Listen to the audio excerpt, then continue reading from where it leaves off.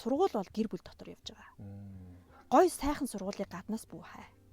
Тэр сургууль хамгийн номер 1 сургууль таны гэр дотор явж байгаа. Гэр бүл дотроо сайхан боловсролыг авсан хүнд гадуур байгаа сайхан сургуулиуд бол зүгээр л хачир байхгүй юу та. Чанартай боловсролыг та хаанаас хайгаад байгаа, гаднаас хайгаад байгаа. Тэр нь одоо тэ ингээд гадны боловсрол олгож байгаа сургуулиуд гэдэг ч юм уу. Тэрийг одоо Америк хүн болгож байгаа сургууль ч юм уу, тэ Солонгос хүн болгож байгаа сургууль, Япон хүн болгож байгаа сургуулиас хайгаад байгаа юм. Чанартай боловсролыг би үгүйсэхгүй. Гэхдээ нөгөө үндсэн хэрэг гүн бат байна. Төдий чи нэгрээ мод гайхалтай ургана. Тэгэхээр тэр үндсийг хэн бат болгох юм? Тэр үндс нь яг юу вэ? Эцэг их. Тэр гэр бүлийн боловсрал. За сайн сонир хүмүүс сонсогчдоо та бүгдтэйгээ Эрк агштайгаа хамт уулзсан байна. За энэ өдрийн мэнд хүргэе. Энэ өдрийн мэнд. За ойр сонь сайхан ажил төрөл юу байна? Ойрын сонь сайхан 100 хаагуур наадамлавтай. Нутагтаа сайхан амарлаа. Та нутаг чи хаана үт юм бэ багш?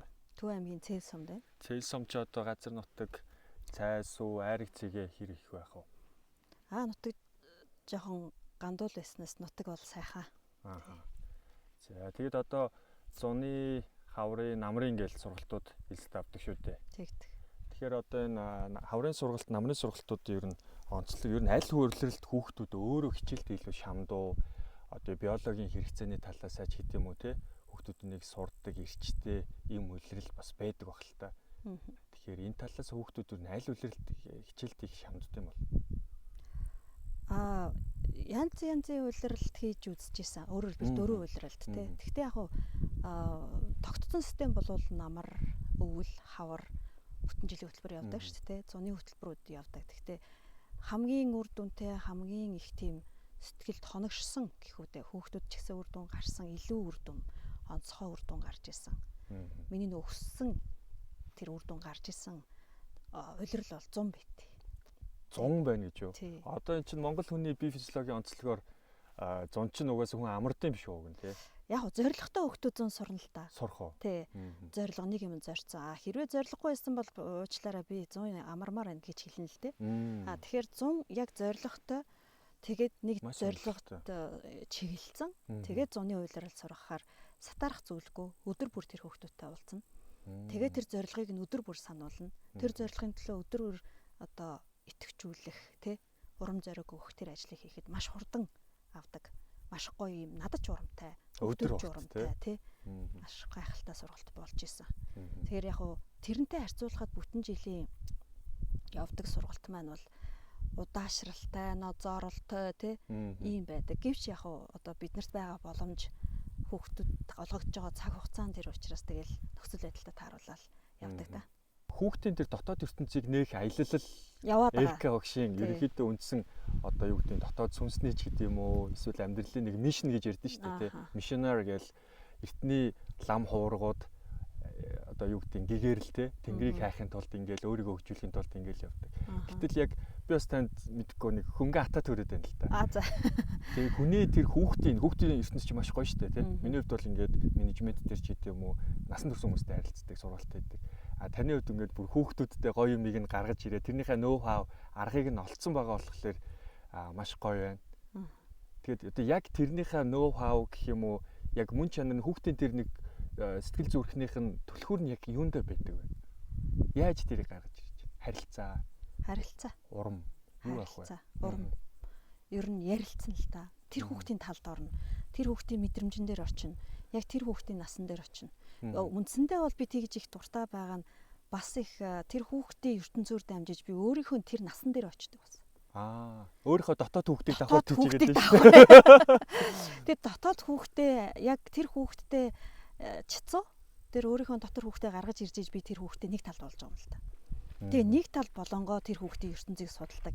Гэтэл миний одоо би 5 дугаар ангийн хүүхдээ бол миний 5 дугаар ангид байсан үеийн Эркагийн мэдрэмж одоо цагийн татагдаж орж ирэл. Яг одоо цагийн 5 дугаар ангийн хүүхдийн мэдрэмж хоёр асар ялгаа байгаа байхгүй юу? Гэхэлэр нөгөө цагийн ялгаа. Яг мэдээж нөгөө мэдрэмж хүн гэдэг утгаараа мэдрэмж нь адилч гисэн нөгөө тэр хүмүүсийн ертөнцийн ялгаа байгаа.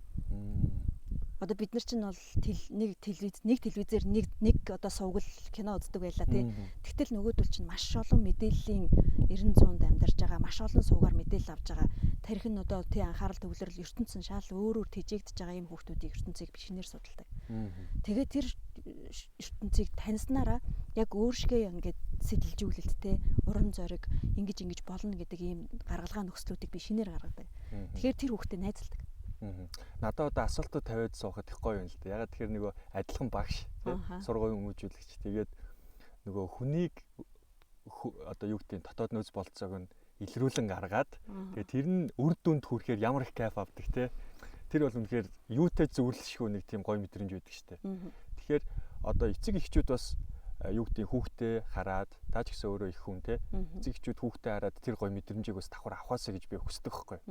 Тэгэхээр тэрэн дээр одоо эцэг эхчүүд хүүхдийнхээ дотоод нөөц бололцоог ингэчүүл багш сургууль мөжүүлэгч хүний зүгээс те ийм туршлагатай хүний зүгээс та нар нэг жоохон тэгчээсэ гэсэн нэг тийм хинт тип байна уу? Тэгэлгүй яг хамгийн гол зүйл бас энэ байгаа. Яг тэгэл нэг ангид бол хүүхдээ оруулаад тий боломж нөхцөлийг бол эцэг их ингээл хангаал ингэдэг энэ талархдаг чин сэтгэлээсээ.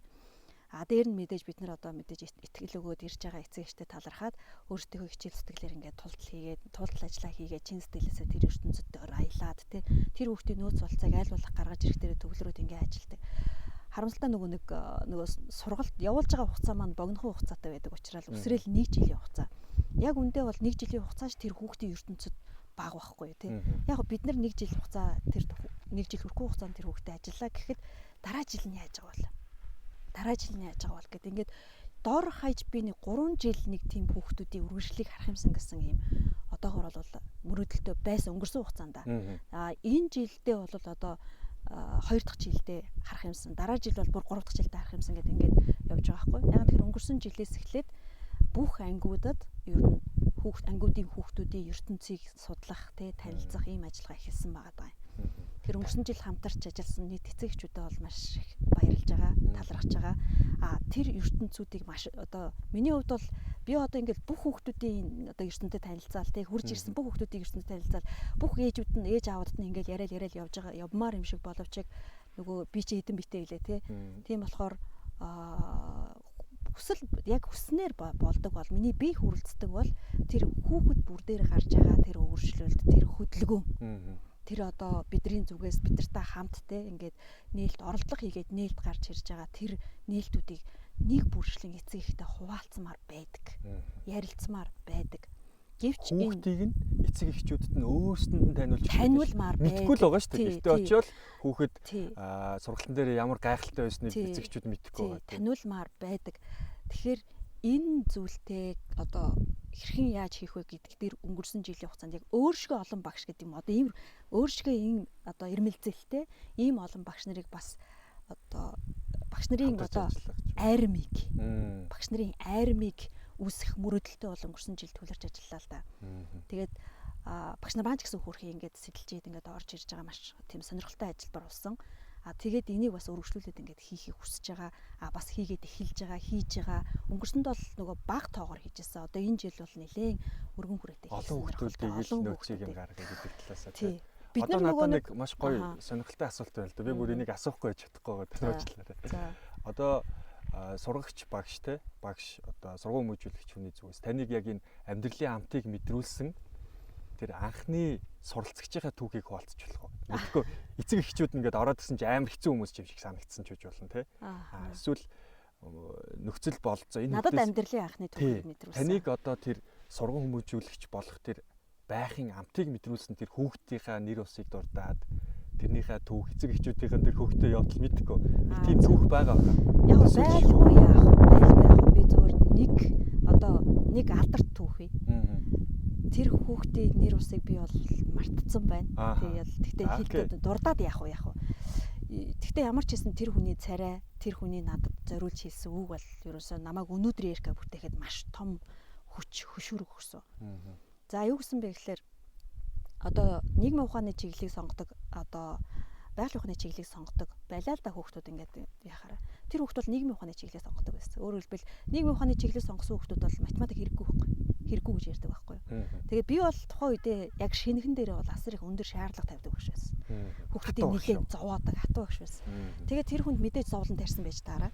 Тэгээ буцаад тэр хүн мэдээж өөрийгөө илэрхийлж байгаа. Нийгмийн ухааны учраас чөлөөтэй илэрхийлж байгаа. Энэ бол гайхалтай надад өсөлт хөгжил, өөрийгөө хөгжүүлэх шаардлага, тулгын шаардлагыг надад бол өгсөн, сэтэл төрүүлсэн байт. За юу гэж хэлсэн бэ гэхээр багшаа таны тоо надад хэрэггүй шүү дээ. Би нэг дэлгүүр ороод те дөрөв аргын тоо ингээ бодож нэмэж асаж урьж бууж чадж хахад бусдын ямар хэрэгтэй юм бэ? Би сурах шаардлагагүй шүү дээ. Бусад хичээлдэр шингээд тэгэн гол би юу ч хэлж чадаагүй байхгүй юу? Дотор бол үг хэлэгдээл байгаа. Үгүй ийм байхгүй, тийм байхгүй, ингэсэн байхгүй, ингээд хэрэг болтой, тэгээ хэрэг болтой. Гэвч яг тэр хүүхдийг хэлж байгаа үнэн учраас би бас тэрийг нөгөө үгүйсгэж чадахгүй. Үгүйсгэхийг хүсээгүй. Гэхдээ надад тайлбар байсан. Үгүй ингэж хэрэг болдог, тэгэж хэрэг болдог. Тэгээ би тэрэн дээр анзаарсан байхгүй юу? Хүү нэрээ ийм ярьж байгаа хүүхдүүд байгаа шүү дээ. Тэгээ би энэ дээр одоо хэрэгтэй гэдгийг баталж өгч чадахгүй шүү дээ. Чи өөрийнхөө мэрэгжлийг те ямар үнцэнтэй вэ гэдгийг хэлж өгч чадахгүй багш юм бэ шүү дээ. Тэ. Тэгвэл чи энийг яг энийг үр явж явах гээд байгаа те. Чи яг чиний гой сонголт чи яг муу юм уу гэх те яг нөгөө мэрэгжилтэй эргэлдсэн. Үндсэндээ бол яг тухайн хүүхдэд уулзах хүртлээр би багшийн мэрэгжлийг сонгоод нэг зорилго тавьсан байт. Ерөөсөө хүүхдийн нүд гялалцахыг харах л миний урам зориг байсан. Урам зориг байсан.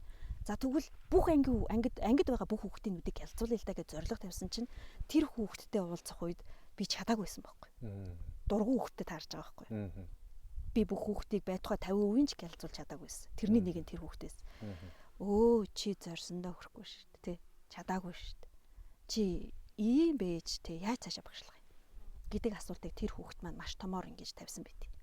Тэр цагаас эхлээд өөртөө ямар мэдрэл төрж би ямар математик ямар хэрэгтэйг мэдчихэж байгаа те тэрийг ингээ гаргаж өгч хэлж чаддаг багш байх юмсан гэж өөрөө яасан мэдэг. Тэр хүүхд араас нь ингэж хэлсэн. Багшаа та нэг ихтгэх лектрийн сургалтанд суусан дээр хаа гэж хэлсэн би те. Тэгэхээр чи ямар асуудал байгаа вэ гэдгийг хүртэл хэлээд өгсөн. Бид нартаа та харилцаж чадахгүй штэ л гэдэг байгаа байхгүй юу? Бид нартаа та харилцаж чадахгүй. Миний талд орж чадахгүй штэ. Намайг ойлгохгүй штэ багшаа. Тэгээд шаардаад ахаа юу яриад байгаа. Таны хичээл надад хэрэггүй. Намайг ойлгохгүйж надад тулгаад байна. Тулгаад байна штэ. Надад хэрэгтэй гэдгийг харуулж чадахгүй гэж та юу хийгээд байгаа юм бэ гэдгийг маш том мессеж өгсөн байдаг. Тэр цагаас эхлээд л ерөөсөө миний одоо өнөөдрийн бүтээгдсэн РК багш үргэлжилсэн байгаа. Энэний талаар энэ хүүхдүүдийн ертөнц рүү орох хэрэгтэй байна. Хүүхдүүдийн тэр өөрсдийг нь мэдрэмжэн дээр очиж нэг талд гарах хэрэгтэй байна гэдэг энэ зүйл рүү би өөрийгөө нөгөө хөгжүүлж эхэлсэн байна. Хүүхдийн мэдрэмжтэй хамт хүүхдийнх нь дотоод ертөнцтэй хамт байна гэхээр надад тийм гайхалтай гоё сонсогдож байна л та. Тэгээд яаж мэдгүй надад тийм багш байгааг болохоор би бол төсөөлөх байгаад л та. Тэгэхээр энэ одоо юу гэдэг за би чи өнөөдөр 33-тай тий ингээд нөхцөлөд юм. Гэтэл энийг яаж одоо за ухаарсан процессыг ойлгочлаа таны хувьд тий арга зүй болгох энэ ч бас амар их ур чадварын зөрүү тэгээд хүсэл тэмүүлэл гарах баха. Яг юу тэр үед ингээд болж исэн байна. Одоо жишээ нь тэрийг ойлгочлоо гэд хүн шууд тэрийг эзэмшиж чадахгүй шүү дээ. Тэгэхээр таны хувьд юу гэмт зориулсан ямар цаг хугацаа ямар одоо сургалт зардал үт юм уу тий юу исэн бэ тэр цаг үед ер нь их удаагүй дээ би ажлаасаа гарсан байдیں۔ За ер нь бол би ийм маягтай багш ингэж багшлахгүй юм байна уу гэж. За гүүн байна. Тэгээд яг хаа асуудал бол би өөрийгөө илэрхийлж чадахгүй байна, ойлгуулж чадахгүй байна, энэ хүүхдэд яах гээд байгаагаа мэдрүүлж чадахгүй байна гэж байгаа. Тэгээд их дуугай байгаад байгаа байхгүй. Дотоод энэ зүр мэдрэмж гэж ярьлаа шүү дээ. Хүний ер нь өөрийнх нь сэтгэл зүрхэнд мэдрэгдэж байгаа баяр, баясал, уйдгар, гуниг, юу гэдгийг гомдол, зүхрэл, юу гэдгийг те бүх зүйлээ тэр мэдрэмжинд сэтгэлд мэдрэгдэж байгаа тэр мэдрэмжийг бид нар илэрхийлж чадахгүй болохоор ингээд цээжээ зөхиод байдаг шүү дээ. Тэгэхээр тэрний шалтгаан юу гэх тэрий чинь нөгөө илэрхийлж одоо чадах юм бол хүн жаргалтай байдаг юм байна. Чөлөөлөгдөд. Урсгаад тий ямар ч юм жаргалтай байдаг юм байна. Тий. Жаргалтай хүүхэд юм сурахтай дуртай байдаг юм байна. Багш хүний дэргэд хүүхэд хэрвээ жаргалтай байвал сурахад бэлэн. Тий. Гэтэл тухгүй багш сурагч хоёр хоорондоо муудалцаад те зовдойгоод бол энэ зовлон болчиход байгаа байхгүй. Хин дээ. Тэгвэл хүүхд юун дээр зовоод байгаа юм? Багш юун дээр зовоод байгаа юм? Ба хүүхд сурах гэж зовоод байна. Багш сургах гэж зовоод байна. Тэгвэл сурах гэж яагаад зовоод байгаа юм? Сурах гэж бас яагаад зовоод байгаа юм? юуны төлөө сурах гээд байгаа, юуны төлөө сурах гээд байгаа ингээл ер нь бол мянган төмөн асуултууд тавигдаж эхэлж байгаа юм л да. Тэгээд яг товчлоод ярих юм бол хүн ерөөсөө өөрийнхөө хүсэж байгаа дотор сэтгэлд ингээд хүний төлөө те хайрлаад багш хүн шаваа хайрлахгүйгээр хичээлээ ер нь бол явуулж чадахгүй те багш хүн мэрэгжлээ хайрлахгүйгээр багш хүн өөрийгөө хайрлахгүйгээр одоо энэ мэрэгжлийг би яагаад хийж байгаа вэ? Би энэ багшийг хүүхдүүдийн өмнө яах гэж гарч ирж байгаа вэ те маш олон асуултууд гарч ирж ээж тэрний эрэл хайгуулгын одоо цуглуулга цогцлол болж ээж те одоо өнөөдрийн одоо энэ эргавч бүтчихэл байгаа юм л та. Тэгэхээр мэрэгчлэлтэй дуртай хүн бол ямар нэгэн байдлаар яаж хийж байгаа л оролдлого хийгээл ингээл гарч иж таараа. Эрка өгшийн пэйжээр ингээд зочлоод явж исэн чинь маш олон хүүхдүүдийг яаш те хүсэн сургуульд нүргэсэн. Яг тэрнийхэн тоо нь одоо хэд болсон байгаа 2025 оны 8-9 сарын байдал. Нийт хүүхдүүдийн тоог бол одоо амжилттай сурсан сургууль тэнцсэн гэхээсээ илүүтэй одоо нааш одоо ер нь надтай уулзсан тий надад ингээд шагнал болж ирсэн тэр хүүхдүүд бүгдээ л амжилттай сурсан гэж би хэлж байна. Мэдээж нөгөө гомдоогод явуулж исэн хүүхдүүд бас цөнгөл байгаах тий. Тэр үед бол Эркаш өөрийнхөө бас нэг тэр ертөнцийг таних нэг арга ухаан олоогүй байсан л гэж хэлнэ. Яг хүүхд багш бол тэдэн хүүхдэд тэнцүүлжээ тэдэн хүүхд амжилт гаргажээ ингэжээ тэрийг бол олон ярьж болно. Статистик бол бүгд л ярьж байгаа. Тий ярьж болно тий. Гэхдээ ярьлаа гэд ард нь яригдчих чадахгүй үлдэж байгаа шавнараа би бас ямаргүй байна тий. Тэгэхээр бүх хүүхдүүдийн зүрх сэтгэлийн тэр гал урам зоригт би одоо багшийн зүгээс тий тэр бид нар хамтдаа бүтээсэн байдаг. Энийг би ганцаараа биш. Хамгийн гол нь энийг би ганцаараа бүтээгээгүй байхгүй юу? Тэр амжилтыг би ганцаараа бүтээгүй. Тэнд араас нь дэмжиж байгаа эцэг их. Тэнд хичээл зүтгэл гаргаж байгаа тэр хүүхэд өөрөө багш үждэг. Өөрөөр хэлбэл хүүхдүүд өөрөө миний багшуулж идэг учраас тэр ертөнцийг судлах үнэхээр их сонирхолтой байдаг. Байнга хөгжихийг хүүхдүүд надаас байнга шаарддаг. Энэ ерөнхийдөө хүүхдэд сургууль мөжүүлэх гэдэг маш сонирхолтой ертөнц санагдчихжээ л да. Би бол сайн мэдэхгүй. Тэгээд ингээд таны ярианаас сонсоход би бол ингээд насан туршидтай харьцаад окей сургалтандаа суулаад тэд нар ухамсарлаж идэг те. Гэтэл эцэг эхчүүдтэй хамтраад те. Хүүхдтэй өөртөө хамтраад тэгээд багш тэгээд одоо сургалтын төвийн баг хамт олон те. Одоо сэтгэл зүйч юу гэдэг ингээд хамтдаа ажиллаад асуудлын ард гардаг нэг тийм багийн ажил Avengers маягийн мэдрэмж байгаад байна л да. Тэгэн гот тэр багийн ажил байж хахад би тэдүүх тэнцвүүлээ гэж хэлэх арай л нөгөө хувиачилсан тий хувиачилсан гэхүү өмчлөх гэсэн гэхүү эн чинь ганцхан миний хөдөлмөр биш л дээ. Тэр хамтын ажиллагаа тэр хүүхдүүдийн хөдөлмөр байдаг учраас энэ гаргасан одоогор бол гаргасан хүүхдүүдийн амжилтыг би бол яг баримттай яг аль бие усны хариуцлагатай шийдийг бол хэлж чадахгүй. Ягаад гэвэл мэдгдсэн тоог л хэлнэхээс мэддэгдээгүй маш олон байгаа байхгүй. Тэгэнгүүт эн чинь бас таны нэг чанар надад бүр ёнкид л орчлоо. Өөрөө нөгөө гомдоосон хүүхдүүд байгаа гэдгээ илэрхийлээд байна шүү дээ. Тэгээд бараг нэг хоёулаа нэг намжлал явах гэдэг юм уу? Тэг юу болох гэдэг юм. Тэгээд яг энийг шударгаар илэрхийлж байгаа нь амар гоё санагдлаа миний хувьд. Тэгээд бас хүүхдүүдтэйгээ өөрөө хамт өсөөд явна те хувь хүнийхээ зүгээс сургууль мөжүүлэгч мэрэгчлээ үнэнч байх гэдэг нэг тийм гоё мэдрэмж авч байна. Тэгээд яг ийм багш байгаад багштай эзэн болно, мэрэгчлээ эзэн болно гэдэг энэ одоо хатуу итгэл үнэмшлийг те ямар түүхээс та суралцсан бэ? Аав ээжийн л одоо чиглүүлэг те. Аав ээжийн үлгэр жишээ.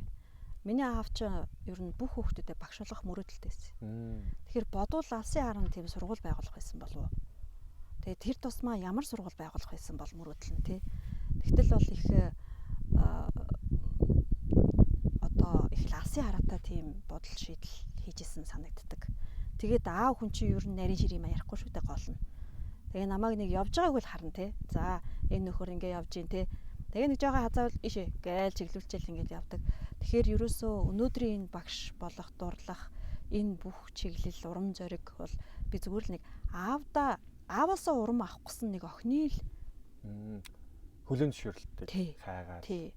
Ааваасаа урам авч тэгэл аав чинь ингээл намайг хэсэг гих хэрмэлзэлтэй явж идэл миний хүү болж ингээл юм уу те ингээл урам өгчгөл би зүгээр годогоол өгчнө гэдэг шиг те яг тэр урам зоригоор би явсан байгаа байхгүй юу төдийгөөс өнөөдрийг хүртэл миний одоо хүүхдүүд би яг хүүхдүүдтэй ажиллаж байгаагийн гол зүйл нь яг л би жоохноор яг хүүхдэрээ байх боломжийг хүүхдүүд олгочдөг. Тэгэхээр би яг л нөгөө аавын нөгөө хайртай охин аавын аавтаа хамтдаа тоо боддог байсан. багш болоод аавынхаа тэр бахархсан харцыг харахад л болоо. Аав нэг олон үг хэлэх шаардлагагүй шүү дээ. Зүгээр харцсан л хангалттай гэдэг шиг. Ийм байдлаар урам зориг авч явсан. Тэгээд аав ингэж харж байвал би болж байгаа юм байна. Тэ. За аав ингэж харах юм бол за болохгүй юм дуурайдах шиг байна. Гэт ер нь нөгөө аавын хандлаганаас хараад ингээл тэр энэ одоо төдийгөөс өдий хүртэл чиглэсэн чиглүүлэг болвол ингэж явж байсан. Тэгэхээр энэ бол 100% гэр бүлийн нөлөөлөл. Гэр бүлийн чиглүүлэг. Ташрамт дурдахад үзэгчид сонсогчдоо Эрка багш манай 10 жилийн багш байгаа. Тэгээд бид хоёрын хувьд нэг тийм гоё дурсамж сэтгэлийн холбоонуудаас сэтэржээ. Тэгээд миний мэдгээр бол яг л 15 жилийн өмнө яг л ийм царайтай хүн байсан. Тэгээ хүүхдүүдтэй ажиллахаар үс хөгшөрдгүй юм шиг багш тий. Тийм шүү дээ. Угаасаа би залуугаараа сэтгэлгээний дандаа залуу байгаа юм чинь. Одоо сайн л анзаарч байна. Яг л бид нар чи юу вэ те? Яг л өчигдөр юм шиг ингээл яг байж байгаа байхгүй. Тэгээ зарим хүмүүс чинь хөгшөрцөн байгаа шүү дээ те. Одоо манай аав гэж эмээ гэтэл яг ингээд хүүхдтэй ажилтдаг хүмүүс шал өөр юм байна. Айгуу гой санагч байна. Байнгын нөгөө хүүхдийнхээ ертөнц дээр байнга байгаад байгаа байхгүй юу тий. Тэр боломжийг олгоод ямар сандал өнгөрсөн жил би нөгөө багш нар дээрээ төвлөрсөн ажил хийлээ. Багш нар маань миний хүүхдүүд боллоо тий.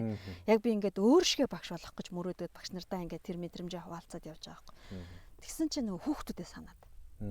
Илүү би яг л нөгөө яг өөрөө урд нь бол би чинь нэг тэдэн анги хариуцсан яг л тэр хүүхдүүдэд хариуцсан багш байсан бол өнгөрсөн жил бол одоо сургууль хариуцж штэ тий. Багш нар болоод хүүхдүүд эцэгчүүд хариуцаад ингээд явхад ялчгүй хэлж байгаа учраас нөгөө багш нараа тий сэтэлжүүлэх, тасгалжуулах ийм ажилбар дээр илүү төвлөрсөн учраас нөгөө хүүхдүүдээсээ жоохон хөндөрөөд ирж санаж эхэлж байгаа юм л да. Тэгээд энэ жил бол ямар ч гэсэн хүүхдүүдийнхээ мэдрэмжийг өгүүлээд дахиад бүр ингээд эхнээс нь нэг ингэж нөгөө ертөнцөөр нь явмаар санагдаж байгаа. Тэгэхээр энэ үнэхээр гайхалтай ертөнц. Тий багшийн ажил гэдэг бол үнэхээр гайхалтай мэргэжил. Учир юу вэ гэхээр байнгын хөгжих дэвшихийг хүүхдүүд байнга шаардж байдаг. Тэгэхээр би өөрөө нөгөө нэг байнга суралцах дуртай. Шинэ хүүхдэл ороод ирнэ шүү дээ. Тий. Дандаа. Ер нь бол яг би нэг жил л хүүхдийн одоо миний одоо боловсруулж байгаа ажиллаж байгаа хөтөлбөр маань 1 жилийн хөтөлбөр л дөө. Энийг би 2 жил болох гэж 3 жил болох гэж мөрөөдөж ин гэсэн. Тэгсэн 1 жил бол нэг л юмыг би одоо худалч хүнд 20 гаруй жил заачиж байгаа байхгүй да тий 20 гаруй жил ямар уйтгартай байх вэ? Гэтэл яагаад нэг зүйлийг 20 жил заахад уйдахгүй байгаа юм. Энийг хэн уйдуулахгүй байна? Хүүхдүүд ямар хүчтэй юм бэ? Хүүхдүүд асар хүчтэй, асар гайхалтай ертөнцүүд. Тэгэхээр энэ ертөнцийг бид нар асар юм хүндэтгэлтэй хандах багш сургууль хүмүүжлэгчийн зүгээс тий. Дээр нь эцэгчүүдийн зүгээс тэднийг хүлээн зөвшөөрч хүндэтгэлтэй хандах маш чухал оршихуй ертөнц ирсэн байгаа шүү гэдэгтэр. Ингэжээж одоо манайхаа ингэж байна. Асуудал те хичээл хийхгүй байна. Даалгавар хийхгүй байна. Юу ч хийхгүй байна. Одоо телевиз үзэж гин, юу үзэж гин, дандаа хүүхдүүдээ ингээл дандаа ийм хэцүү байна гэдэг ороод ирж байгаа байхгүй. Бид нар ерөөсөө алдаа юу хийсэн бэ гэхээр тэр ертөнцийг яг хүнийх нь хувьд бүр ирсэн цагаасан шүү те. Хүнийх нь хувьд яг хүн гэж хүлээж хүндэтгэж хүлээж аваад тэгээ тэр ертөнцтэй ингэж хүндэтгэлтэй хандах гэдэг дээрээ бид нэр жоохон доголдолтой байгаагаас болоод хүүхд тийм байдалд орчод байгаа. Тэгэхээр энэ дээр нөгөө эцэг эхүүдтэй бас тий хамтарч ажиллах шаардлага байгаад байгаа. Хамтарч ажиллах шаардлага. Тийм учраас эцэг эхүүдрүүгээ чиглэсэн одоо хамтын ажиллагааны энэ чиглэл рүү бол одоо өнгөрсөн жилээс эхлээд маш эрчимтэй оролдлогуудыг хийж байна. Одоо боловсролын яамнаас нэг тодорхой хүүхдүүдийн ерөнхий боловсролын сургууль СΟБ те.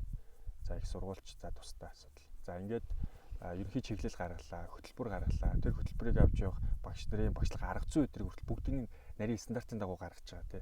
Гэтэл энэ нь өнөөдөр нийт Монгол улсын районы хэмжээнд те бүс нутгуудын хэмжээнд аваад үзэхэд бид нар сая олон улстай тэр олон улсынх нь тестийнх нь те шалгалтанд юу лээ. Тэрнийх нь дүнгээр харьцуулахад маш хангалтгүй юм шиг оноо авсан шүү дээ те. Монгол ямар сургуулиуд үлээ арай айтайхан оноотой. Тэгэнгүүт таны өөрийн сургалтын төв, өөрийн арга зүй нөө хаваараа хүүхдийн ертөнцийг гаргаж ирнэ гэдэг чинь ингээд одоогийн явж байгаа боловсролын системтэй харьцуулахад тэнгэр газар шиг зүйл байгаа. Тэгэхээр энийг одоо энэ бүр олон хүүхдүүдэд одоо олон хүүхдийн ертөнцийг амьлуулъя гэдэг энэ арга зүйг энэ боловсрол эсвэл одоо нийт масс олон сургуулиудад энэ туршлагыг оруулж борлдгүй юм уу? Би зүгээр ингээд олон хүндэл энэ таныг хуваалцж орлоо л санаагаар болдог л. Яг хөө мэдээж нөгөө олон сургууль байна. Улсын хувийн те олон багш нар байна. олон ч хүүхдүүд юм. Ачаал бүр хит их өндөр явж байгаа талбарууд ч байна. Тэгэхээр энэ бол бас ийм байна, тийм байна гэж ярихаасаа илүүтэй тий. Зүгээр яаж дэм болох уу гэдэг талаасаа харахыг хүсэж байгаа юм. Яг тэр нэг дутагдаад байгаа орон зайд бидний нөгөө дэм болж байгаа орон зай юу вэ? Гэхээр мэдээж массыг одоо яаж одоо тий хиний цэкүү туглын дурахгүй авч явах вэ гэдэг бол мэдээж том асуудал байгаа тий.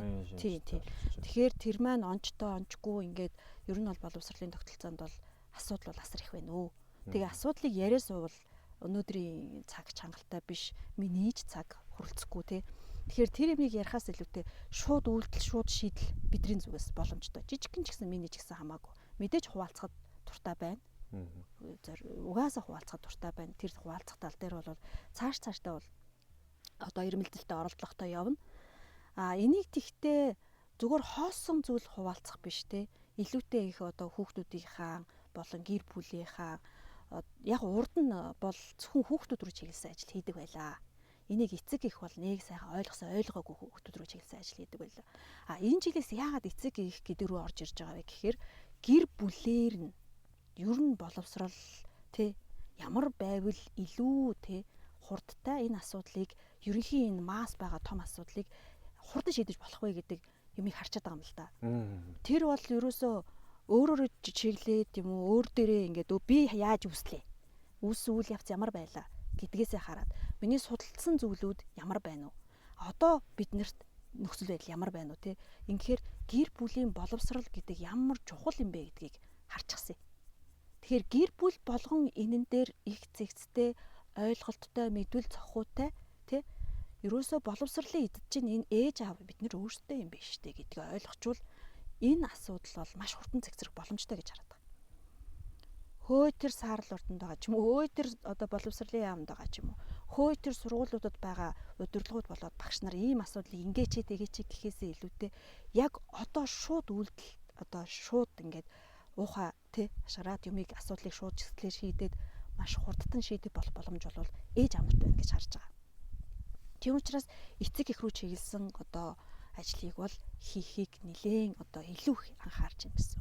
Мэдээж үүнтэй хамтарч ажиллах, үүнтэй санал нэгдэх ямар ч багштай хамтарч ажиллахад бид нар бэлэн. Багш нартай бол. За тэгээд угаасаа энийг ингээд эндээс ингээд энийг бол биш маш богино хугацаанд хурдан их боломжтой гэж харж байгаа. Энийг ингээд харсан одоо юу гэдгийг те одоо онцлогийг харсан ийм зүйлийг олоод харсан сургуулиуд байгаа бах те удирдлагууд байгаа бах хэрэгжүүлэлтүүд бас оролдоод явж байгаа бах. Тийм болохоор нөгөө хамтран одоо өөрөөсдөө хэмжээнд хамтран эн тэнд зүтгээд яваад хүмүүс явж байгаа хаа нэг зэгтээ уулзахад бол илүү хүчээ авах байхаа гэж. Одоо тэнгууд энэ чи хамтралыг уриалж байна.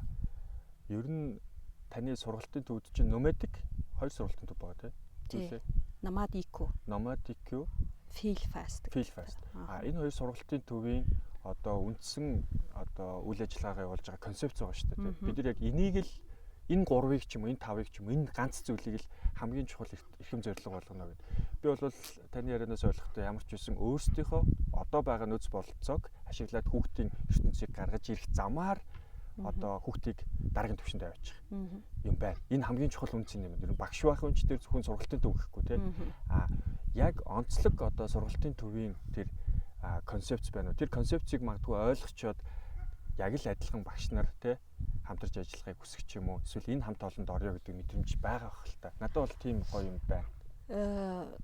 Feel fast-ийн онцлог бол зөвхөн математик дээр суурилсан.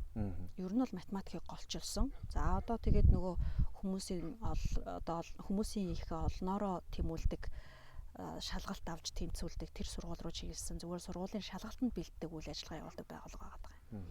За Nomadic-ийн онцлог нь юу вэ гэхээр илүү саяны ярьсан тэр гэр бүлээрээ боловсрал олох боломж байна.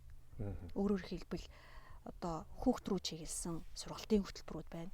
Мөн гэр бүл рүү чиглэсэн ээж аав руу гэсэн үг чиглэсэн сургалтын хөтөлбөрүүд байна. Тэр ээж аав ямар боловсралыг авах гэдэг сургалтыг авах гэдэг гэхээр тэр хүүхдийг те өөрөө гүйдэг яаж болгох юм? Биедан суралцах чадварыг яаж болгох юм? Санаагаараа юм хийдэг болгох ямар боломж байгаа. Заа чи баг тийм боломжтой юм уу? Эцэг эхчүүдийн зүгээр мөрөөдөл юм шүү. Боломжтой. Тэгээ энэ боломжтой байхгүй тий. Боломжтой. Тий боломжтой. Тэгэхээр энийг нөгөө маш богинохон хугацаанд түүхгүйгээр тий уул нь хэрвээ бүгдээрээ шийдсэн бол шүү. Тэр тухайн гэр бүл шийдсэн л бол эцэг их гэр бүл хүүхдээрээ шүү. Тий. Нөө хав нь бол намад икүү дээр бол байж байгаа байхгүй юу? Намад икүү дээр бол бүтэн тэр гэр бүл рүү чиглэсэн боловсрал олгох одоо хөтөлбөрүүд юмнууд нь бол байж байна. Тэгэхээр энэ дээр бол одоо ёстой нөгөө хамтарч ажиллах эцэг их тий багш нар бол нээлттэй. Бод тэр тусмаа бол байгууллагууд ч нээлттэй гэсэн үг. Тэгэхээр эцэг эхчүүд хамтарч ажиллах шийдвэр гаргачих юм бол хүүхд бол асуудалгүй. Асуудалгүй тий. Асуудал. Бидний ноу хаваар, таны ноу хаваар гэдэг ч юм уу тий. Тэгэхэд шийдвэр одоо гаргахгүй байгаад байгаа бас нэг шалтгаанууд нь одоо та нар эцэг эхчүүд маань энэ талаас нь нэг юмыг хараад үзээч гэдэг танд тийм ятгалаг байна уу? Байлгүй яах вэ? Ер нь бол гарахгүй байгаа шалтгаан нь манай ээж аваад маш их ядарсан байна. Санхүүгийн хувьд аль аль нь бие махбод сэтгэл зүй аль аль нь бүх талаараа маш их ядарсан байна. Энэ ядаргаа юунаас үүсэлтэй вэ гэхлээр амархуу мэдээллийн асар их ядаргаа бөмбөгдөлтөнд орцсон байна. Тий. Тэр дундаасаа цэгцэлгээ хийж амжаагүй үс болоод шууд цухтааж байна. Юу вэ гэхээр багш хүн багшийн ажлыг хий, эмч хүн эмчийн ажлыг хий, би зүгээр өвдгөрөө очие, би зүгээр хүүхд одоо муу сурвал багш дээр очие. Бусд үед бол ерөөсөө би юу ч хийхгүй гэдэг юм. Үйлчлэлийн сэтгхүү байна. Тий. Хэрэглэгчийн сэтгүүлтэй байгаад байна. Гэтэл миний ээж аавын үлгэрлэл нөгөө гэр бүл чухал гэдэг штеп. Миний ээж аавын үлгэрлэл юу байсан бэ гэхээр аав тулсан газар тоо зааччихлээсэн байхгүй тий. Тулсан газар одоо ямар ч мэрэгжлийн нөгөө монголчлон гэдэг сэтгэлгүй байдаг шүү дээ нөгөө юу ч аргалж байгаа цаашаа аваа явчихдаг. Машин техник эвдэрсэн гэхэд нэг засварчин хүлээгээ эртэл нь хүлээдэг бол тий. Гэтэл манайхан бол ямар нэгэн утсын таслаад нийлүүлээд ингэж аваад явдаг гэдэг шиг нэг ийм сэтгүү байдаг да. Гэдэг шиг юм л бол юмыг оролддог тийм оролдогч сэтгэлгээтэй ээж аавнууд бол яаж хийж байгаа чадах ч чадахгүй ч мэдхгүй ч хүүхдэд тусалчих юмсан гэсэн энэ ирмэлцлээрээ хүүхдэд хөгжүүлж идэг юм байна. Хүүхдийг бас тэр сургах тэр нөгөө нэг тэ өөрөө оролдлого хийх тэр ирмэлцлийг нь өөрөөрөө үзүүлж идэг юм байна. Үндсэндээ эцэг их өөрөө та анхных нь багш гэдгээ хариуцлагатайгаар зөвшөөрөх хэрэгтэй байна. Магадгүй энийгээ зөвшөөрөөд аваад явж байгаа хүмүүс бол хөөхөн ингээд одоо итгэжүүлээд явж байгаа бах.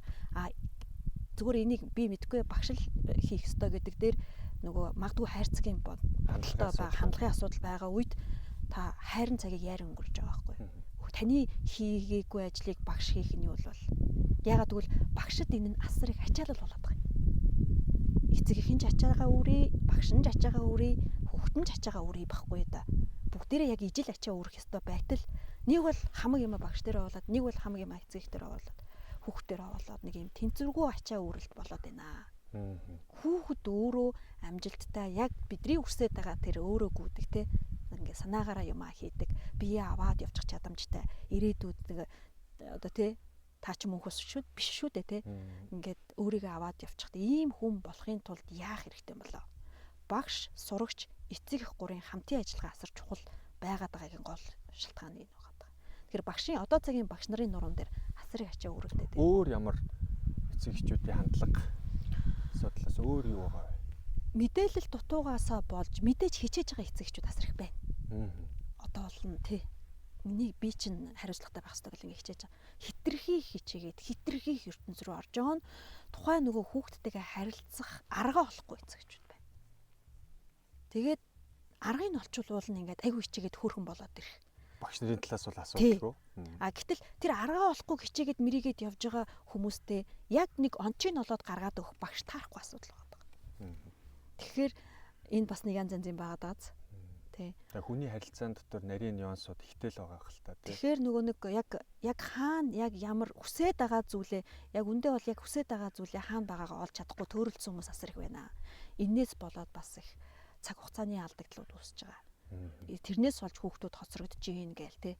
Би өөрөө муу юм байна гэдэг итгэл үнэмшил авчихсан, удаан хугацаанд явчихсан ийм хүүхдүүд их орж ирж байгаа байхгүй. Тэгэхээр жижигхэн засчиж болох зан суртахуун хандлагын асуудлаас болоод бид нар хүүхдийнхээ ирээдүй болоод бусад одоо мэдээж санхүүүүд те цаг мөнгө гэдэг ингээд бусад ахын болон санхүүгийн нөөцүүдэд барж ийна л гэдэг юм. Тийм нэг бол одоо хит их орхигдсон ээж аав тоохгүй хүүхд, нэг бол хит их оролцсон ээж аав хүүхдэд ядраацсан хүүхдтэй. залхаацсан нөгөө хитрхи их ингээд оролцсон, хитрхи их хаягдсан ийм л асуудал байгаад байгаа. Энийг нөгөө эцэг эхчүүд гоё тэнгийн тааруулаад те одоо яг олох хүнээ олж чаддаг, яг хүүхдтэй хэрэгтэй хүнээ олж чаддаг, яг тэр сонирхлын дагуу, онцлогын дагуу ийм л асуудал. Энийг л нөгөө эцэгчүүд маань мэдрэмжээ олоод аваад явчих юм бол боломжгүй зүйл гэж хааж үгүй. Тэгэхээр нөгөө хит алсралттай харилцаа эсвэл хит шахсан, тулгсан харилцаа.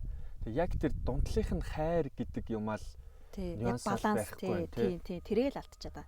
Тэгэхээр тэрийгэ хэрхэн хийх вэ гэдэг дээр одоо намаад ийхгүй ч юм бол яг балансын тааруулах хөлөг боловсролын чиглэлээр концепттэй явж байгаа шүү дээ. Би бас Эрдэнэ сүрэн багшаа олон одоо сурагч багш, насанд хүрэгчд болон цэцэрлэг төртөлтэй хүүхдүүдэд хичээл ордог багш нартай ингээд ертөнцийн сонсч. Ерөөсөө бүх зүйл EQ буюу одоо тий nomadic EQ гэдгийн EQ тий хүнлэг боловсролын байна. Энэ нь бол ингээ харилцаа юм байна гэд тэгээд ерөнхийдөө яриг нь сонсч ирсэн л доо. Эцсийн үндэ харилцаа. Тэгэнгүүт энэ дээрээс хувь хүний тэр дотоод ертөнцтэй мэдрэмжүүд, эцэг эхчүүд хамгаалал хүүхдтэй харилцаан дээр багш нарын зүгээс бас ямар жин хүндийг үзүүлж болох боломжтой байдаг вэ таны туршлагаар? Багш нарын зүгээс тийм. Багш нар өөрсдөө багш нарт ямар их мэдл үүдээ? Багш нарт ямар боломж үүдээ? Багш нар тасрах боломж байна. Эцэг эхчүүд сонсдог юм уу? Сонсноо. Хэрвээ багш нь яг нөгөө эцэг эхээ мэдрээд, хүүхдээ мэдрээд яг ингээд чин сэтгэлээсээ тэр одоо байгаа зүйлээ ингээд хуваалцаад ингээд цагаа гаргаад ингээд өгдөг бол багш нарт маш их боломж байна. Тэгэхээр тэр одоо энэ дээр бол нөгөө багшаа бэлдэх гэдэг асуудал байгаа даа тийм. Зүгээр хүүхдээ нэг насны онцлог гэж байна л да бас. Энийг нөгөө нэг эцэгчүүд магадгүй судалж амжаагүй. Багш нар бол энийг ч одоо насанд нь ингээд судлаад мэдэрсэн байж байгаа шүү дээ. Бас ингээд бүх насны хүүхдүүдийг ингээд судлаад мэдэрдэг бас ингээд жоохон ингээд одоо жишээ нь дунд ангийн багш бол дунд анги дээрээ төвлөрчдөг, бага ангийн багш бол бага анги дээр төвлөрчдөг. Ахлагийн багш бол ахлагийн дээр, цэцэрлэгийн багш цэцэрлэг дээр. Яг ингээд тэр насны онцлогон дээр нь төвлөрсөн л хэсэгчилсэн багш нар байгаа. Тэгвэл яагаад нэг хүүхдийг ингээд те бүр нялхаас нь 10 одоо насанд хүрэх дор хаяж 13 нас хүртэл. Дор хаяж 7 нас хүртэл ч юм уу. 0-оос 13 нас хүртэл хүүхдийн онцлогийг яагаад судалж болохгүй гэж бүх багш нар. Бүх багш нар яагаад мэддэг байж болохгүй гэж. Яагаад энэ нь суур тэр багшийн мэдвэл зохио байж болохгүй гэж. Тэ энэ тал дээр нөгөө багш нар илүү хүүхдийнхаа нийтлэг энэ онцлог тал дээр бас их судалгаатай байвал эцэг ихтэй бол энийг угаасаа өссөн үсээгөө хилээд өгнө л дээ хүүхдийн төлөө сэтгэлгээтэй гэдэг тэр. Тэгтэл эн чинь хүүхдийн сурах процесс те одоо бие мах бод физиологийнх нь насных нь үйлчлэлийнх нь одоо онцлогт тааруулж сургууль хүмүүжүүлэх үйл ажиллагаа явах юм бол их өгөөжтэй зүйл бас болдог талтай байгаа байхгүй. Тэгэхээр одоо яг миний чиглэсэн талбар бол яг 13 настай хүүхдүүдтэй яг их удаан хугацаанд ажилласан. Тэгэхээр яг гол хүүхэд насн дээр нь те одоо тэр хүүхдийг ингээд төлөвшүүлсэн байх хэрэгтэй байдаг байна л да. Гэтэл 13 насн дээр би нэлээ эрчимжүүлсэн илүү тийм хүмүүжлийн тал дээр те ингээд онцгойлсон ийм хөтөлбөр явуулаад ирэнгүүт яг нэг гал унтраах ажил хийж байгаа юм шиг анзаардаг. А тэр хүүхдийг явуулж чадаагүй одоо тэр хөтөлбөрт хамрагдж чадаагүй одоо нас нь 15, 16, 17 болцсон хүүхдүүд бол үнэхээр хүнд байдаг. Одоо 13 нас сургалтаа 13 нас хүртэл еврей хүн болгоно гэд энэ 13 нас гэдэг тоонд яг ямар учир байгаа юм бэ? Альва юмны хөгжил 12 жилээр явдаг юм бэ. Альва юмны хөгжил мөчлөгөөр явдаг юм байна. 12 мөчлөг бүх юмд ингээ 12 байгаад байна шүү дээ. За тэр 12 одоо хүнээр авч үзэх юм бол 1-ээс 12 бол одоо хүүхэд нас байж жил орчиж байгаа. Тий. Тэг бид нар чинь тэр ярьдаг шүү дээ. Тэдний жил гэдэг чинь зүгээр нэг одоо онцгойлоод байдаг байхгүй. Тэр нэг шилжилт явагдаад байгаа учраас тэрэндээ бид нар нэг шилжилт хийх үед анхаар болгоомжтой байх хэрэгтэй гэж анхааруулад байдаг байна. Тэгвэл 12 насн дээр хүүхэд яадаг вэ? Хүүхэд нас байдаг. Яг л нөгөө өөч иржээсээ хүлээж авч идэг нас. Тэгтэл 24 нас хүртэл 13-аас 24 өсвөр нас байж байдаг байгаа байхгүй. Одоо нөгөө юу хүлээж авсан юмнуудаа жиггэн хэрэгжүүлэх те одоо бие хүн болох. Энийг бол эртээр үедээ бол баг шууд одоо мэрэгжил рүү чиглүүлэх ажлыг шууд дадлага дээр гаргах цаг хугацаа гэж авч үзсэн байна. Тийм залуугаас нь. Тийм практик дадлага дээр нь тухайн сонгосон хүүхдийн онцлог гэж байгаа ш тэрнтэй холбоотой хөгжүүлж байгаа мэрэгжил чиглэлийн сонгоцсон байдаг аль үжи 13 наснд.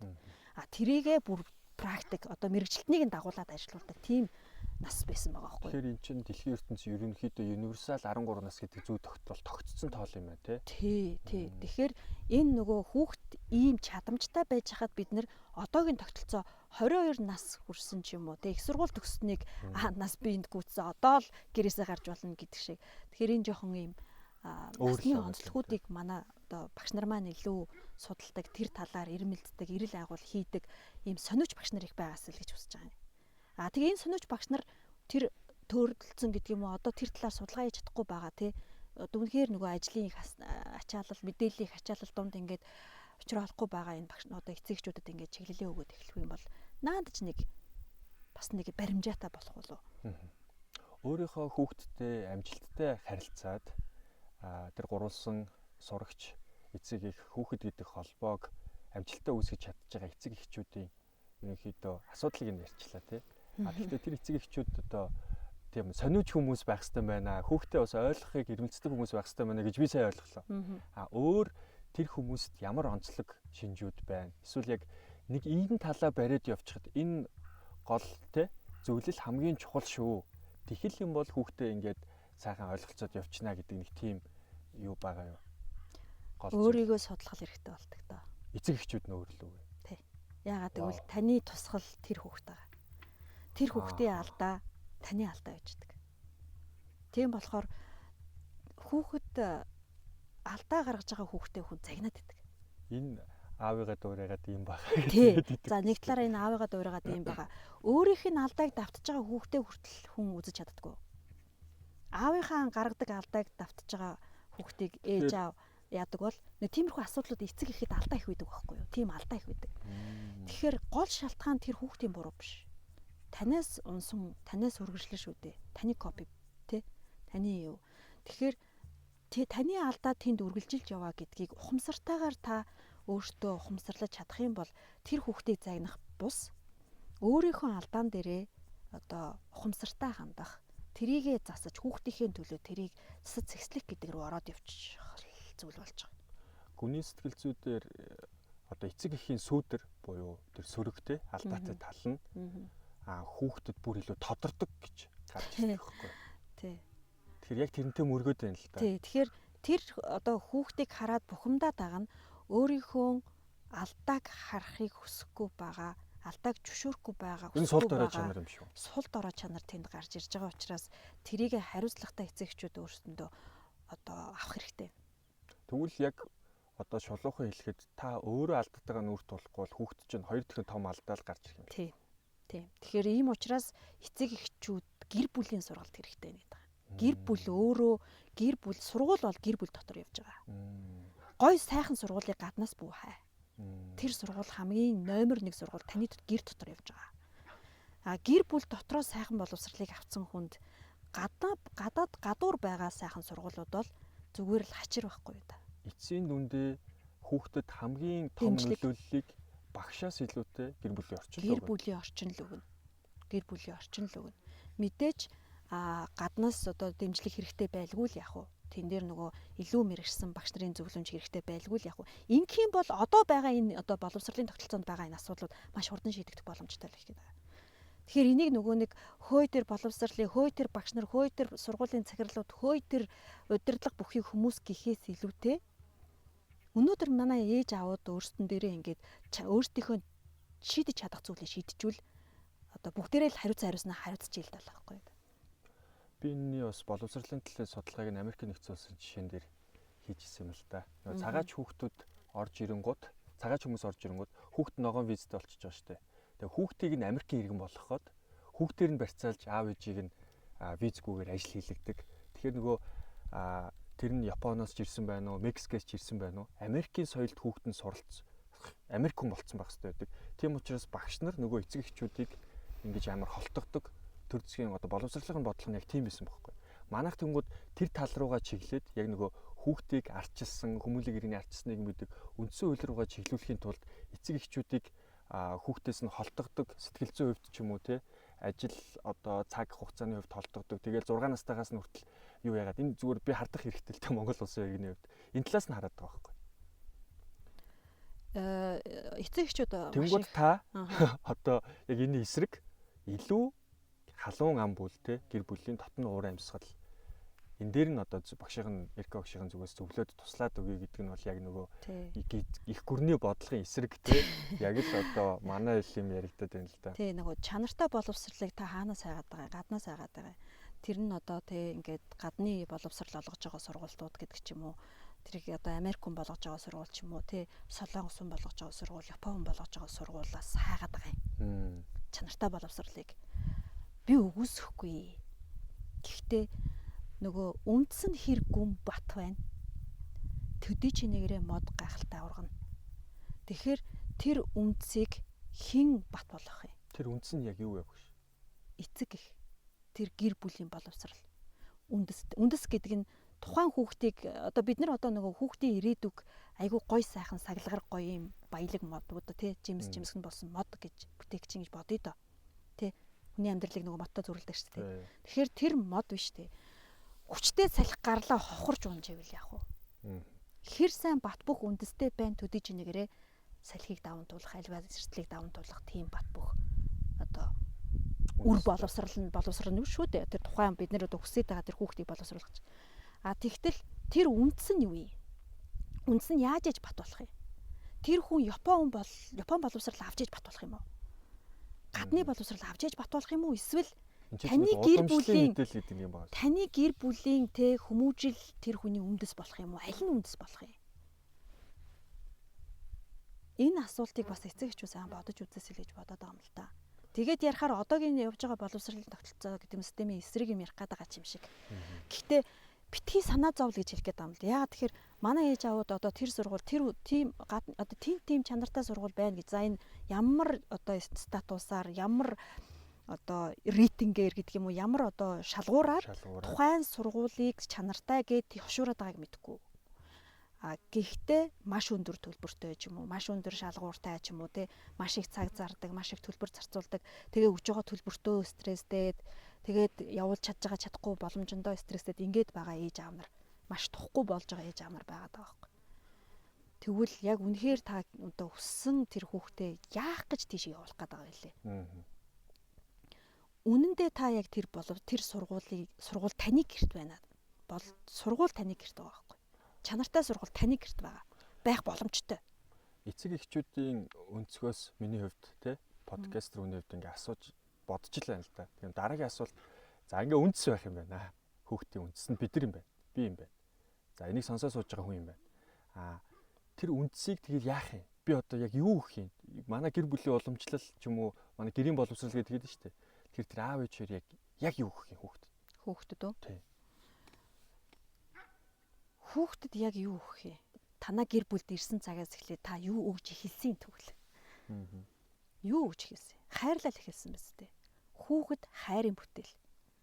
Тэгсэн чинь чи ийм юм сурсангүй, тийм юм сурсангүй, чи тэгэх ёстой, чи тийшээ явах ёстой, чи ингэх ёстой, тэгхгүй бол ингэхгүй бол энэ юу үсгэж байгаа? Энэ хайр мөн үү? Ийм нэг юм шаардал байна л да. Тий. Гэхдээ энэ шаардлагыг хүүхэд юу гэж харах юм? Яах гэж би тийш явах ёстой лээ? Хайр авч исэн хүүхэд. 3 нас хүртлээр хайрлагдсан, 5 нас хүртлээр хайрлагдсан, 7 нас хүртлээр 6 нас хүртлээр хайрлагдсан хүүхэд байгаа шүү тэнд. Тэгэл нэгдүгээр ангиас эхлээд үйлч эхэлдэг шүү дээ. Сургууль гэдэг аимшиг ертөнц. Багш нь хайрлуул нэг багштаа тусаад нэг үргэлжлэнэ. Багш нь хайрлахгүй бол анханасаа гүжиж эхэлнэ. Нэгдүгээр ангид орчихсон манай баг хүүхэд. Баг хүүхэд учраас нилээн давуу эрэхтэй хайрлаж таарлагдаж байгаа шүү дээ. Өөр эхэлсэн нөхөр байгаа шүү дээ. Тэгэн гот нөгөө тэрийг эмзэг байгааг мэдж байгаа учраас нэгдүгээр ангийн багшд нь хүргэж өхийн тулд би төсөөллийг өөрчилж байгаа байхгүй. За миний хүү. Багшигаа яг ээж гэж бодож байгаа. Тэгсэн чинь нөгөө багш чинь бол 50 60 хүүхдэд ажиллаж байгаа учраас юу начиг те онцгойлон яах вэ? Мэдээж ингэн гот чочирдгийн штэ нөгөө хүүхэд чинь те айн цутаан те. Тэгэн гот хөрхийн нөгөө би тэгээд захиад хилцэн байсан учраас ээжээ би багшийг яг тань шиг гэж бодсон штэ.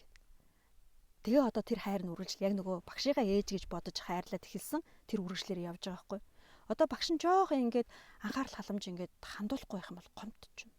Багш намайг тэгсэн гэл. Тэгэл айгүй хичээн ингээд багшийн хайрыг авахыг л төлөө тэр хүүхд хичээж байгаа.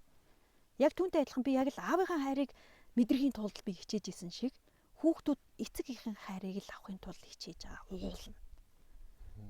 Гэтэл бид нэр хүүхдийг баг дээр нь өвөө минь гэж барыг хилээд дэвсээ юу гэдэг хушуугаа дэвсээд ингэжсэн нэг хэсэг хугацааны цагаас эхлээд за одоо чи чамтай нэлцганаадах шаардлага байхгүй ч юм уу те.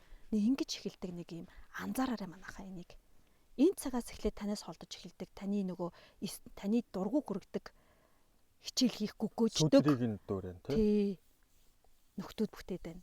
Ингэсэн хүн бол ямар ч өндөр төлбөртэй сургуульд ямар ч өндөр шаардлага тавиад тэнд авах ёстой боловсролыг тултал авна гэдэг ер нь л юу бол. Энийг манай эцэг эхчүүд бас эргээд нэг харах хэрэгтэй байгаа. За өнөөдөр та ямар ч гэсэн маш олон сайхан үнцэнтэй мэдээллүүдийг хуваалцлаа. Одоо сүүлд нь яг одоо би энийг л ярмаар байна гэсэн нэг асуултанд өөрөө хариулна. За саяны сүүлд яг ярьсан сэдвтэй холбоотой. Хүүхдийг ингээд харилжсанаа гинт ташуурдаал тий. Чи ингэх ёстой, тэгэх ёстой. Чи одоо ийм тийм гэл нөгөө гинт хариуцлага өрүүлдэг нөхцөл байдал. Тэгээ хитрхийн нөгөө эрхийг их хэрэгтүүлээд тэгээд гинт эрхийг боогдуулахад тэнд ингээд хүүхдийн дотоод ертөнцид савлгаа үүсэж байгаа юм л да. Тэрнээс болоод хүүхд амьдралынхаа туршид хусаад арилашгүй тийм сэтгэл зүйн гэмтэл аваад байгаа. Энэн дээр би маш их имзэглэдэг. Мэдээж бүгдийн л аврахыг хүснэ тий. Миний хүсэл мөрөөдөл бол хязгааргүй. Гэтэ би яаж одоо хүрэлцгэвдээ. Тэгэхээр энийг бол эцэг эхчүүд бүхий л эцэг эхчүүд байнга хэлхийг хүсдэг. Ялангуяа одоо цагт 5 8 дугаар ангийн одоо нэг нэр бүхий сургуулиуд руу хүүхдүүд эцэг эхчүүд асар их шуурж байна. Одоо сургалтын төв болгон тийшээ зорж байна. Асар олон хүүхдүүд хамрагдаж байгаа тий. За ээш бол гайгүй. Одоо арай том болсон хүүхдүүд учраас учиртай. Бага насны хүүхдүүд одоо 13 тангууд чинь 8 дугаар ангийнхан байхгүй тий. 5 гэдэг чинь бол бас л хөөрхий 11 дөнгөж нэг 7 нас 8 нас өнгөрөөд явж байгаа. Ийм хүүхдүүдийн сэтгэлд нөгөө хайрлагдаж байсан мэдрэмж нь таг хаагдангуудаа шууд гинт ачаал орж ирээл тий. Даан гэл ингэдэг ийм орж ирэнгууд тэрийг хүлээж авах сэтгэлийн даацтай хүүхд, ойлгож чадах сэтгэлийн даацтай хүүхд. Даацгүй хүүхдүүдийн ялгаа бий. Энэ ялгааг эцэг эхчүүд багаас нь хүүхдээ өсгсөн учраас мэдж байгаа. Энийг бол сэтгэлийн даацыг нь тооцоолж хүүхдтэй ухамсартайгаар ярьж, зөвшөлдсөж, тохиролцолд зөв хүрэхгүй бол насан туршдаа сэтгэл зүйн гэмтэлтэй хүн үүсэх магадaltaй. Нөгөө үгүй гээд ингэх магадaltaй. Тийм учраас альва сургуулийн шалгалтанд хүүхдүүдийг зорихоор бэлтгэж байгаа бол маш сайн ярилцаж, зөвшөлдсөж, яг нөгөө ажлын нэг хамтын ажиллагааны нэг гэрээ байгуулдаг штэ тий. Яг тэр үн шиг. За нөгөө хож гэдэг юу тогтолцоогоор их тийм ухаантай тийм юу хийхгүй бол насан туршдаа тэрийг те дараа нь тэх үедээ техмэний авдаа хүүхд хүртэл тэрийг илэрхийлж чадахгүйгээр юунаас болоод яагаад байгаагаа ч мэдхгүйгээр явж байгаа хүүхдэд асар их байдаг. Тэгэхээр шалгалтын сэтгэл зүй гэдэг дээр би бас нэлээд удаан хугацаанд ажиллаж байгаагийн хувьд тэр шалгалтын сэтгэл зүйгээс болж сэтгэл гэмтэл авсан хүүхдүүд ер нь их амаргүй байдаг. Цаашаа бие даан суралцах ингэж байх. Бас дээр нь ингээд ер нь энэ дээр бол асар их сэтгэл зүйн фитнес тасгалжуулалт хэрэгтэй байгаад байгаа юм л да.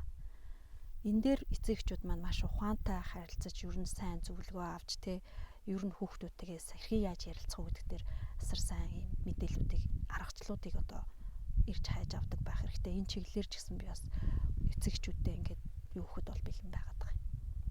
За ямар ч энэ хөө чиглэл өгөхөд 50 гаруй минутыг үзэгчид, сонсогчид, эцэг эхчүүд, сурагчид, ялах сурагчид, залуучуудтайгаа өөрийнхөө чин сэтгэлээс одоо амьдралынхаа туршлага, үйл ажиллагаагаа хуваалцаж энэ хүртэл хамт байсан Эрка өгчтэй болон үзэгчид, сонсогчдод талархлаа. Ингээд бидний контент бол үргэлжлэнэ. За дараагийн сэдвүүд бол мэдээж бэлэн байгаа. Та бүхэн бидэнтэй хамт байгаарай. Эрка өгчтэй энэ хүртэл хамт байсад одоо бүх зүйлээ хуваалцсан талархлаа. За тандаа ч гэсэн баярлалаа. За талархлаа.